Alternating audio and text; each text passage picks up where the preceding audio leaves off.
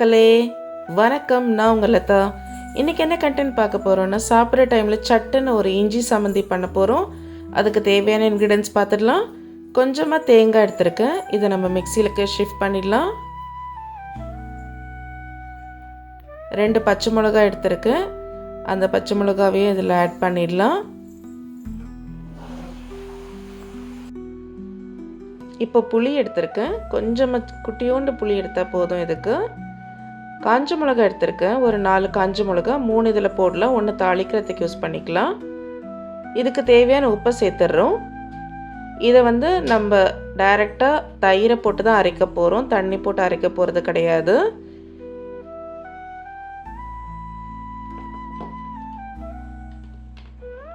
இது ஒரு முக்கியமான இன்க்ரீடியன்ட் இஞ்சி. இதை இப்போ சேர்க்க போகிறோம். இஞ்சியை சேர்த்துட்டு இதில் நம்ம அரைக்க போகிறோம். நம்ம இதை அரைச்சிட்டு காமிச்சிட்றேன். இதை ஷிஃப்ட் பண்ணிவிட்டேன். உங்களுக்கு இப்போ நான் அரைச்சிட்டு அதை காமிச்சிட்றேன். இஞ்சி ஆட் பண்ணிவிட்டு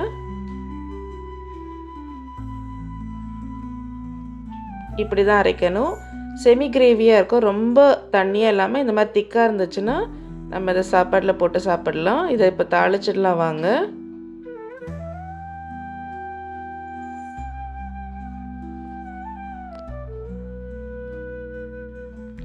நம்ம ஒரு கடாய் வச்சுருக்கோம்.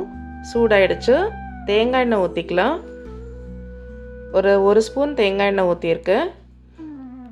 கொஞ்சமாக கடுகு சேர்த்துக்கோங்க. அவ்வளோதான்.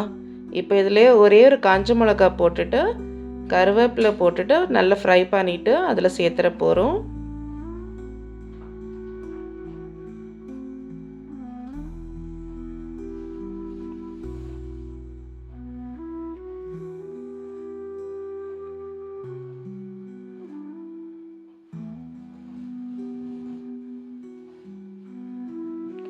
சூப்பரான இஞ்சி சம்மந்தி ரெடி ஆகிடுச்சு.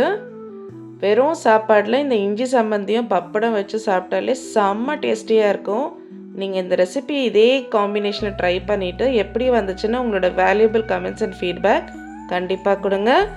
நெக்ஸ்ட் வீடியோவில் மீட் பண்ணுறேன். Until then see you. Ta-da! Hi friends, video like பண்ணுங்கள், சேனல் சப்ஸ்கிரைப் பண்ணுங்கள், உங்கள் ஃப்ரெண்ட்ஸ் ஃபேமிலி எல்லாருக்குமே ஷேர் பண்ணுங்கள். தேங்க்யூ.